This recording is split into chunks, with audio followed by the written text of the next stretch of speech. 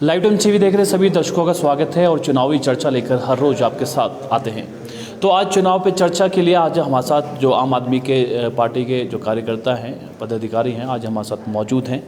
उनसे जानेंगे कि क्या स्थिति है आम आदमी पार्टी की हिमाचल प्रदेश की अगर बात करें, क्योंकि बड़े राजनीतिक दल की अगर बात करें भाजपा और कांग्रेस, वो ये कहते हैं कि आम आदमी पार्टी का कोई अस्तित्व हिमाचल प्रदेश में नहीं है।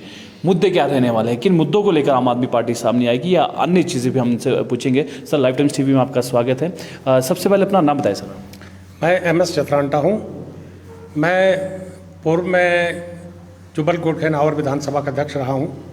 डिस्ट्रिक्ट शिमला का मैं संगठन विस्तार कमेटी का सीनियर मेंबर रहा हूँ और आजकल मैं डिस्ट्रिक्ट शिमला में जॉइंट सेक्रेटरी के रूप में काम कर रहा हूँ। चलिए सर, चुनाव आने वाले हैं, मुद्दे क्या लगते हैं कि क्या मुद्दे हैं? और सभी राजनीतिक दल का अगर बात करें, भाजपा, कांग्रेस या आपके आम आदमी पार्टी की बात करें, लोगों को गारंटी यहाँ पर दे रहे हैं, लोगों को वायदे यहाँ पर किए जा रहे हैं। सबसे पहले मुद्दे हम पूछना चाहेंगे आपसे। देखिए, जहाँ तक विधानसभा चुनाव का विषय है वो एक स्टेट का विषय है।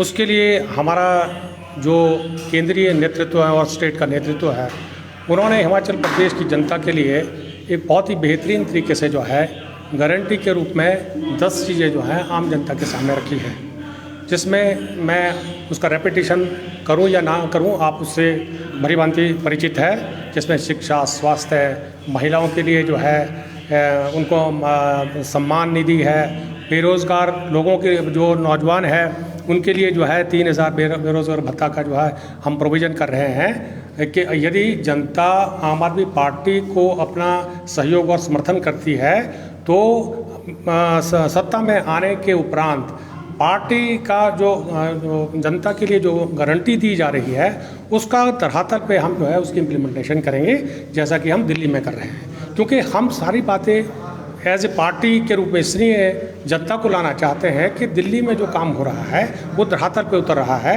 और जिसका जो कॉन्सिक्वेंसेस है, जिसके जो परिणाम है, जो हमारा पड़ोसी राज्य पंजाब है, आप देख रहे हैं कि कितनी लैंडस्लाइड वहाँ पर आम आदमी पार्टी की विक्ट्री हुई है। आप देख रहे हैं कि किस तरह से जो है गुजरात में इस वक्त जो है आम आदमी पार्टी का जो वर्चस्व है दिन प्रति जो है बढ़ता जा रहा है। ये जो है एक स्टेट और नेशनल लेवल की बात है और आम आदमी पार्टी का जो दृष्टिकोण है वो बहुत ही स्पष्ट और सीधा है कि हमने राष्ट्र निर्माण के लिए और देश को नंबर 1 ले जाने के लिए आपको ग्राउंड में काम करना पड़ेगा, तभी आपका देश जो है नंबर 1 बनेगा। और उसके पीछे जो बेसिक कॉन्सेप्ट है, जैसे हमारे जो कन्वीनर है देश के आदरणीय केजरीवाल जी, वो एक क्लियर उनके पास एक कॉन्सेप्ट है कि जब तक आपके पास अच्छी शिक्षा, लोग शिक्षित नहीं हैं, लोगों के लिए अच्छी स्वास्थ्य की सेवा जो है कोई सरकार दे नहीं पा रही है, तो आप उस अच्छे राष्ट्र की या समृद्ध राष्ट्र की या उन्नत राष्ट्र की आप कल्पना नहीं कर सकते। कल्पना नहीं कर सकते। हम आपसे बात करेंगे अब, क्योंकि बारिश से बात करेंगे, मुद्दे भी हम आपसे पूछेंगे। सर, आप एक युवा है, सबसे पहले अपना नाम बताएं। मेरा नाम अमित जोशी है। मैं पूर्व में प्रदेश उपाध्यक्ष रह चुका हूँ युवा का और वर्तमान में मैं सोशल मीडिया को इंचार्ज हूँ शिमला का, डिस्ट्रिक्ट शिमला। ठीक है, शिमला शहर की हम बात करेंगे अभी हम, क्योंकि चुनाव आने वाले हैं। मुद्दे क्या लगते हैं शिमला शहर के, क्या दिखते हैं, क्या लोग परेशान हैं या क्या काम यहाँ पर हुए हैं? अब जैसे कि आप भली भांति परिचित है, बाकी जो बड़े मुद्दे हो तो चित्रांडा जी आपको बता ही चुके। बाकी जो शिमला शहर के मुद्दे आप देख ही रहे हैं आजकल, जैसे आप बरसातें हो रही है, गर्मी आ रही है, कुछ भी हो रहा है, तो आप देखते पानी की समस्या बड़ी गंभीर होती जा रही है। अब 4-4 दिन लोगों के घर में पानी नहीं आ रहा है। और उसके बाद यहाँ पे पार्किंग की प्रॉब्लम है।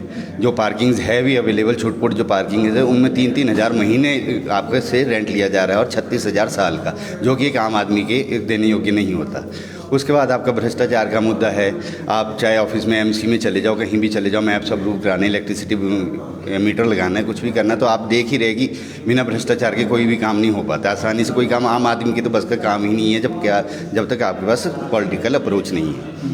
भ्रष्टाचार की आपने बात की, तो भ्रष्टाचार में आपके बड़े नेता भी यहाँ पे नाम शामिल आए, लोगों के बीच में यहाँ पे सामने आए, चाहे मनीष सिसोदिया की बात करें, तो क्या लगता है कि मैसेज सही जाएगा? क्योंकि हिमाचल की जो जनता है वो काफ़ी जागरूक है। भ्रष्टाचार का देखिए मुद्दा जो भी, अब सबको अपना लग रहा है कि इस टाइम आम आदमी पार्टी एक बहुत ही बड़े ग्रुप के रूप में उभरती नज़र आ रही है। जैसे कि दिल्ली में उभरी, जैसे कि पंजाब में उभरी, अब हिमाचल और गुजरात में भी उभर रही है। तो अब ये सारी पार्टियाँ, अब जो राजनीतिक पार्टियाँ है जो पहले से सेटल्ड है आज की डेट में राजनीति में, ये अब डर चुकी है कि ये लोग अगर आगे आ गए तो हमारा वर्चस्व कहीं ख़त्म ना हो जाए, जैसे दिल्ली और पंजाब में हुआ है। आपके नेता कोई भ्रष्टाचार में लिप्त नहीं है? अभी तक कोई ऐसा आरोप साबित नहीं हो पाया है, जैसा भी आप देख रहे हैं ईडी में हो चाहे कहीं भी कोई भी आरोप साबित नहीं हो पाया है। पूर्व में भी हमारे नेताओं के ऊपर या हमारे पार्षदों के ऊपर या किसी के भी ऊपर, एमएलएस के ऊपर बहुत लोगों को ईडी के माध्यम से या सीबीआई के माध्यम से जेलों में डाला, सब कुछ किया, पर किसी के ऊपर, बहुत कम लोगों के ऊपर आरोप साबित हुआ है। चलिए सर, अगर अब हम बात करें कि हिमाचल प्रदेश की यहाँ की रिवाज है कि एक बार कांग्रेस एक बार भाजपा, और दोनों राजनीतिक दल जो बड़े दल हैं वो आप इग्नोर करें कि आम आदमी पार्टी का कोई यहाँ पर अस्तित्व नहीं है, इसको किस तरह से देखते हैं? देखिए सर, मैं आपसे एक चीज़ शेयर करना चाहूँगा। जब तक आपके पास कोई विकल्प नहीं है तब तक हम उसकी बात भी नहीं कर सकते, क्योंकि अभी तक आपके पास विकल्प नाम की कोई चीज़ नहीं थी। पिछले 55-60 साल से जब से हिमाचल प्रदेश इन एग्जिस्ट में अस्तित्व में आया है, तब से जो रिवायती पार्टी हैं कांग्रेस और बीजेपी, शुरुआती तौर पे तो कांग्रेस रही, बाद में भारतीय जनता पार्टी का उदय हुआ, वैसे कि आपने देखा है कम्युनिस्ट पार्टी भी है, परंतु आम आदमी पार्टी 2012 के बाद जब से इसका उदय हुआ है, ये एक ही पार्टी हिंदुस्तान में ऐसी है जो दिन दुगनी और रात चौगनी तरक्की करके जो है हिंदुस्तान के 2 बड़े राज्यों में जो है अपनी सरकारें बनाकर उस पर लोगों के लिए जनहित के कार्य कर रही है। ये बहुत इंपॉर्टेंट बात है। अब आपका प्रश्न ये है कि बीजेपी और कांग्रेस एक पॉलिटिकल पार्टी, बहुत बड़ी एंटिटीज़ है, वो हमको क्यों तवज्जो देगी? क्योंकि वो सत्ता में रहना चाहते हैं। हम सत्ता में रहने के लिए नहीं आ रहे, हम सत्ता परिवर्तन के लिए आना चाहते हैं कि जो रिवायत चल रही है, जो सिस्टम चल रहा है, उसको बदलना है। उसको बदलने के लिए आपके पास बहुत एक IQ चाहिए। हम ये बातें रोज़ कर रहे हैं कि हमारे पास जो व्यवस्था है वो अंग्रेज़ों की है, आपकी जो शिक्षा नीति हो मैकाले की है, परंतु उसको परिवर्तन करने के लिए आज तक किस सरकार ने कौन सा कदम उठाया वो जनता को बताए। केजरीवाल जी क्या कह रहे हैं, आपने सुना होगा कि दिल्ली के अंदर क्या हो रहा है कि वो वोकेशनल एजुकेशन देने की कोशिश कर रहे हैं। उन्होंने वहाँ स्कूल ऐसे खोलने शुरू कर दिए कि जहाँ लोगों को जो है, बच्चों को जो है, उनकी बिगनिंग से जो है उनके टेस्ट अनुसार, उनकी रुचि अनुसार उनके लिए शिक्षा दी जाए, ताकि वो स्वरोजगार तो अपने लिए तो ले, उसके साथ साथ वो समाज को भी रोजगार। हिमाचल प्रदेश में आंका जाता है कि केरल के बाद दूसरा नंबर शिक्षा के स्थान पर सही है, एम्स यहाँ पर आ चुका है। तो क्या लगता है आपको कि यहाँ पर स्वास्थ्य सेवा सही नहीं है या शिक्षा की स्तर सही नहीं है? देखिए सर, आप लोग पत्रकार हैं और आप समाज का एक आईना है। मैं आपके माध्यम से एक चीज़ कहना चाहता हूँ कि दीवारें या इमारतें खड़ी करने से इंफ्रास्ट्रक्चर नहीं होता। इंफ्रास्ट्रक्चर खासकर जहाँ तक हेल्थ की बात है, जब तक उसके अंदर इक्विपमेंट नहीं है जिससे लोगों, मरीजों की या आम जनता की जो है आप जो है देखरेख कर सकते हैं, वो होना बहुत इम्पोर्टेंट है। और उसके साथ साथ आपके पास जो इंफ्रास्ट्रक्चर एक रिक्वायरमेंट होती है कि अगर आप हेल्थ की बात कर रहे हैं तो उसमें डॉक्टर कितने हैं और कितने लोग जो है डेली बेसिस पर आपका जो है फुटफॉल जो है वो हॉस्पिटल में हो रहा है। और उनकी अभी हम 60 साल से ऊपर है, तो मैं एक रिटायर अधिकारी हूँ, तो अगर मैं अभी जाऊँ तो मेरे को लाइन में लगना पड़ेगा। हो सकता मेरी अब शाम को 4 बजे बारी आए या आए ही ना। तो मेरे कहने का तात्पर्य है कि एक इंफ्रास्ट्रक्चर रिक्वायरमेंट है और आपको ये रिक्वायरमेंट करनी है सरकार को। जब सरकार सत्ता में होती है तो उनको हर एक पहलू को देखकर जो है जनता के लिए सिस्टम बनाने की आवश्यकता है। आपसे जानना चाहेंगे कि शिमला शहरी सीट की अगर बात करते हैं, आम आदमी पार्टी का क्या यहाँ पर अभी चल रहा है, और साथ ही साथ अगर बात करें भाजपा 15 सालों से यहाँ पर स्थापित है, यानी कि तीनों बार जो है सुरेश भारद्वाज यहाँ पर जीते हैं। आम आदमी पार्टी किस तरह से देखते हैं, क्या वो यहाँ पर जीत पाएगी अगर वो इलेक्शन यहाँ पर लड़ती है, और क्यों जीतेगी, ये भी हमसे जानना। जिस तरह से आप देख ही रहे, शिमला शहर में प्रचार अभी जोरों पे चल रहा है और यहाँ पार्टी के शीर्ष नेतृत्व भी सब आ रहे हैं, और जिस तरह से हमारा आगे रणनीति बन रही है, जिस तरह से भी हम आगे चलेंगे, उस तरह से हम देख रहे हैं कि जनता का समर्थन हमें प्राप्त हो रहा है और आगे आने वाले समय में ये जन समर्थन और बढ़ेगा। और जैसे कि जो भी हमारा पार्टी का कैंडिडेट डिक्लेयर होगा वो तो बात की बात है, हमारे शीर्ष नेतृत्व जो भी डिसाइड करेगा वो डिसाइड करेगा, उसके बाद वो होगा। बट अभी भी जो रुझान मिल रहे हैं जनता की तरफ से वो यही मिल रहे हैं कि हम आम आदमी पार्टी को सत्ता में देखना चाहते हैं। तो रुझान और अलग से जा रहे हैं। शिमला की अगर बात करें, आम आदमी पार्टी की अगर बात करें, आपस में कुछ कई बार जो ऑडियो यहाँ पर वायरल हुए हैं, आपस में जो अभी पार्टी आई नहीं है, अभी से जो है कुर्सी की होड़ यहाँ पर आम आदमी पार्टी के कार्यकर्ताओं में देखी गई है, ये जग जाहिर है आपकी हुआ। आपको क्या लगता है ये चीज़ें जनता के बीच में नहीं जाएगी? इन जनताओं के बीच में किस तरह से आपकी तरफ झुकाव होगा? बिल्कुल, देखिए जैसा कि आप देखते ही है कि जो भी आप बोल रहे हैं कि ऐसा हो रहा है, मनमुटाव हो रहा है, देखिए कोई परिवार होता है, बड़ा भी होता है, उसमें छोटा भी होता है, सबकी एक जो मानसिकता होती है सबकी मिलती जुलती नहीं होती। तो इसी तरह से हर परिवार में मतभेद रहता है, वो घर में ही सुलझा लिया जाता है। अगर यहाँ भी कोई मतभेद है तो घर में अपने आपस में ही वो सुलझा लिया जाता है, और जो भी किसी की मिसअंडरस्टैंडिंग होती है उसको सुलझा लिया जाता है, आपस में बाहर नहीं उसको जाने दिया जाता।